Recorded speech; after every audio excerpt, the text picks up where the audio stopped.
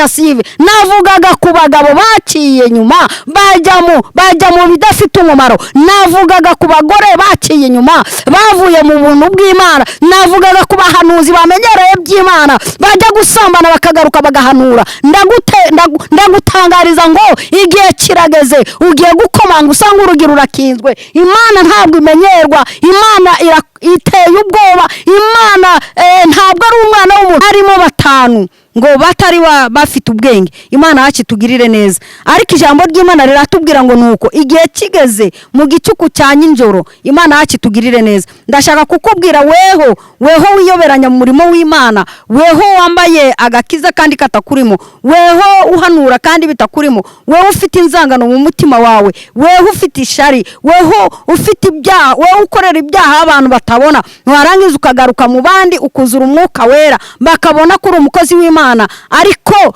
igihe kirageze kugira ngo ibyawe bijye ku mugaragaro ndagutangariza rero ngo igihe kirageze bamaso garukira Imana garukira Uwiteka butaribwira igicuku kitari cyaza ngo umukwaze igihe kirageze kugira ngo akugirire neza ariko ijambo ry'Imana atubwira ngo nuko Irembo Ryera TV Irembo Ryera TV.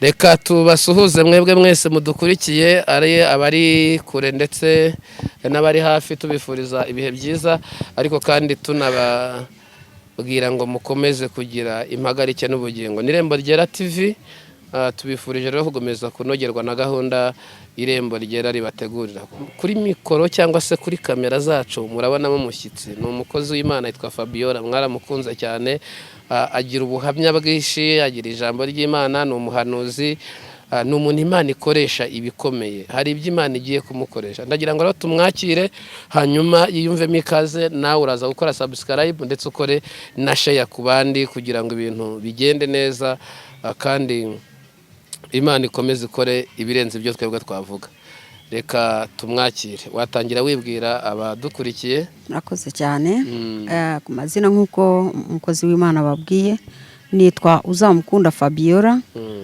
musanzwe mumbona ku ma YouTube kuri Zaburisha Imana iri kumwe nanjye sinaguye ndacyari umukozi w'Imana ndacyavugira Imana ndacyavuga imirimo n'ibitangaza yakoze Imana iracyari kumwe nanjye muri make amen reka rero tugiye gutangira dusenga Imana kugira ngo twinjire muri gahunda nyayo uyu munsi nta buhamya bwinshi mfite ahubwo numvaga twaganira ku jambo ry'Imana rivuga ngo kuba maso iyo umuntu abaye maso ntabasha guterwa n'ikintu cyari cyo cyose kiza yarangije kumenya ko kiri buze akamenya ukuntu yabasha kwitabara cyangwa se akamenya ukuntu yabasha kukifatamo rero ni iryo jambo nabazaniye reka dusenge uri Imana nziza uri Imana ikomeye uri imbaraga zacu uri ubuhungiro bwacu Kristo ijambo ryawe rirambwira ngo ntawakwiringiye uzakorwa n'isoni ngo keretse abava mu masezerano nta mpamvu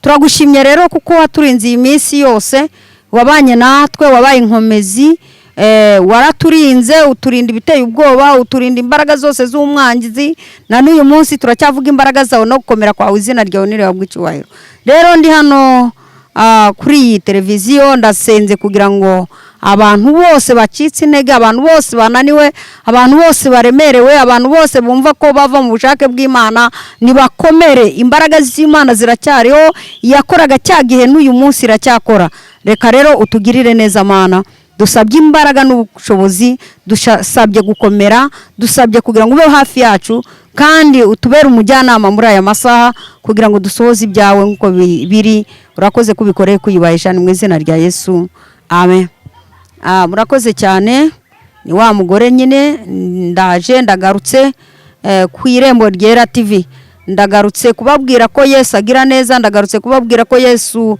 ari umwami ndagarutse kubabwira ko Yesu ashoboye ndagarutse kubabwira ko Yesu afite ububasha ibyo byakunaniye Yesu arabishoboye ibyo byakunaniye Yesu afite ububasha bwo kubihindura ashoboye kukuvana aho ngaho uri kureba ko bitashoboka Yesu byose arabishoboye rero reka tubanze twumve ijambo cyane ko ufite ijambo riri kunkomeza cyane muri iyi minsi riri mu mu gitabo cya Yobu.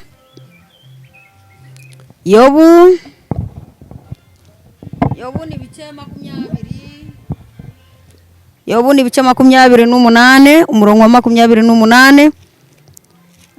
Reka tuhasome ibice 28 umurongo wa 28. Haravuga hati maze ibwira umuntu iti dore kubaha Uwiteka nibwo bwenge kandi kuva mu byaha niko kujijuka. Imana yacu nishimwe. Mbere yo kugira ngo Imana igire iki gukorera nawe hari icyo wabanza gukora. Iri jambo ravuze ngo nuko maze Imana ibwira umuntu iti kuva mu byaha nibwo bwenge. Ibwira umuntu iti kubaha Uwiteka nibwo bwenge kandi kuva mu byaha niko kujijuka. Impamvu Imana yabwiye umuntu gutyo yabonaga ko ibyaha byadutandukanyije n'Imana. Tugiye mu Itangiriro hari amagambo avuga ukuntu Imana yaremye umuntu. Ntabwo yaturemye kugira ngo tukore ibyaha, ahubwo yaturemeye kugira ngo duhese izina ry'Imana icyubahiro. Ariko twebwe ntabwo twakoze iby'Imana ishaka, ahubwo twakoze ibitandukanye n'iby'Imana ishaka, bituma noneho duhura n'ibyago n'amakuba n'izindi ntambara nyinshi. Rero kubaha Uwiteka nibwo bwenge kandi kuva mu byaha niko kujijuka. Mureke tujijuke. Ariko si ryo jambo naringambiriye kugira ngo tuganireho. Ijambo naringambiriye ko tuganiraho rivuga ngo kuba maso, riri muri Matayo ibice 25 umurongo wa mbere kugeza 13. Rero aho ngaho niho tugiye kuganira amagambo arambuye.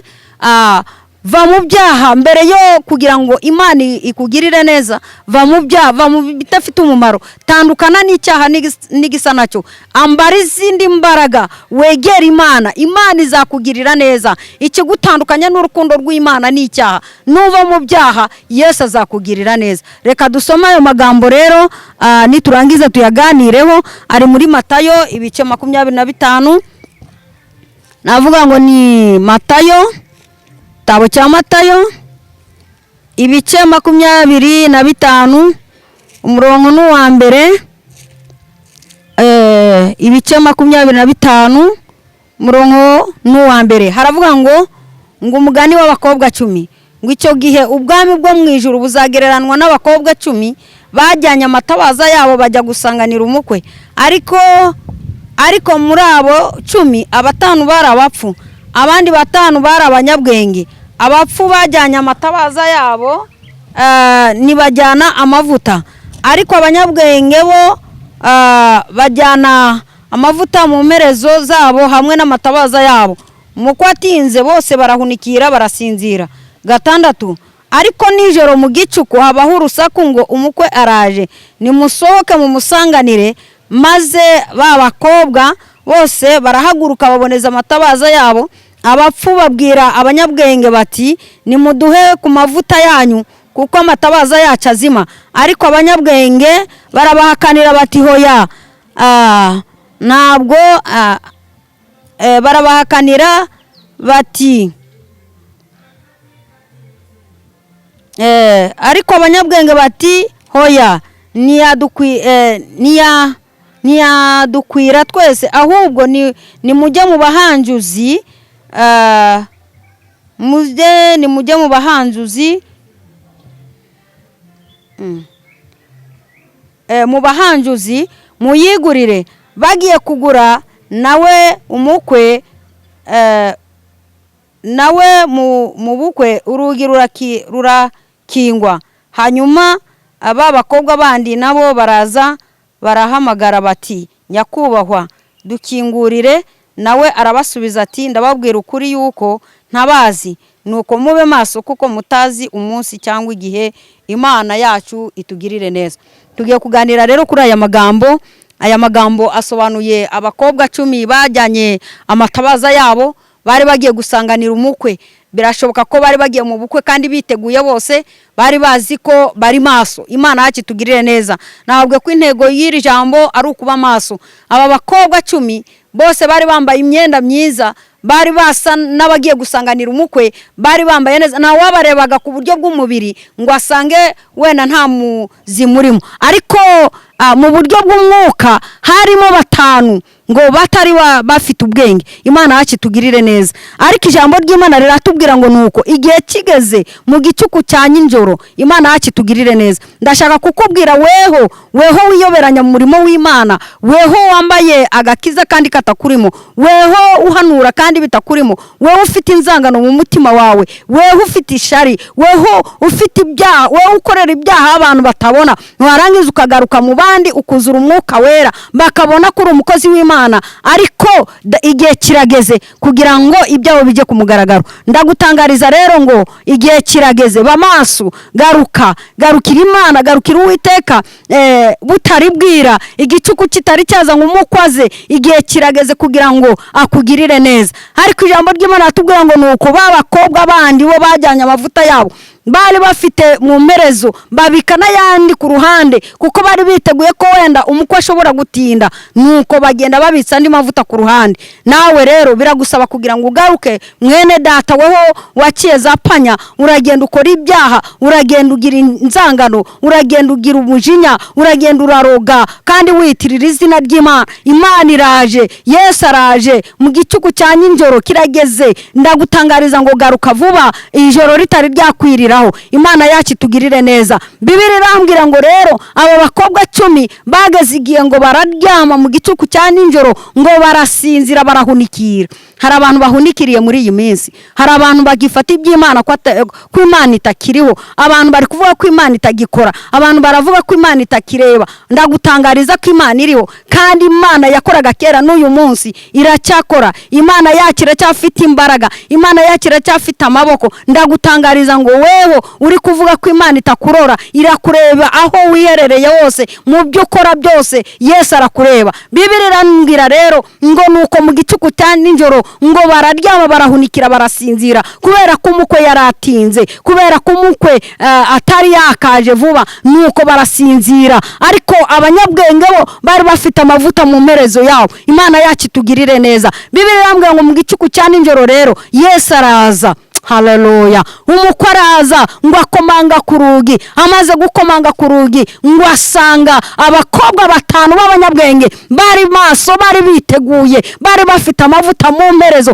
Ndakubaza ngo mbese weho ufite amavuta mu mperezo, ufite amavuta, uriteguye? Mbese uracyuzura umwuka wera nka kera? Mbese uracyafite imbaraga z'Imana? Mbese uracyanura mu kuri no mu mwuka? Mbese nta nzangano ziri muri wowe? Mbese nta guteranya kuri muri wowe? Mbese yewe Yesu araje, igihe kirageze kugira ngo ukuri kose kujye kumugaragaro. Nuko ngo igihe kigeze rero Yesu araza, umukwe araza, arakomanga. Ngo abakomanze, nuko abanyabwenge ngo bacana, ngo babakobwa bose bacanya amatabaza, ngo abapfu basanga amatabaza yabo nta mavuta arimo. Ariko abanyabwenge bo bari bitwaje amavuta. Imana yacu tugirire neza. Ngo vuta mu mperezo, ngo basuka mwanda, amatabaza yabo araka. Babandi bagiye gucana basanga nta matabaza yabo yarazimye kera. Mbese wewe utabaza, ndakubaza ngo weho wa mukozi w'Imana we, tabaza ryawe riracyaka, itabaza ryawe riramurika, itabaza ryawe ryarazimye. Umukwe araje, dore arakomanga ku rugi, kandi igihe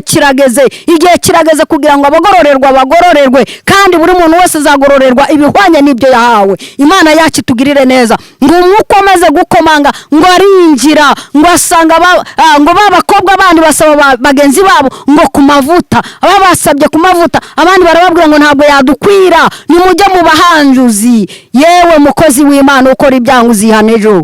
Yewe mukozi w'Imana, yewe munyamwuka, yewe watangiye ibyiza, uvuga ko wakiriye Yesu nk'umwami n'umukiza mu bugingo bwawe, uyu munsi wataye agakiza, urimo urakora ibyaha, urabirya nk'uko umuntu arya ibiryo. Garukira aho ugeze. Umukwe araje, arimo arakomanga, nyamara aragukomanga mu gitondo, saa sita na nimugoroba, ariko ukanga kumvira umwuka w'Imana. Igihe kirageze kugira ngo ibyawe bisobanuke. Imana yacu tugirire neza. Nuko ngo babakobwa b'abapfu ngo basohoka bajya mu mahanjuzi, ngo bagiye kuhanjuza, bisobanuye ngo bari bagiye kwihana. Uzihana igihe cyarangiye. Ndagutangariza ngo ibiganza by'Imana biracyateza amaboko. Imana iracyagufitiye imbabazi mwene data.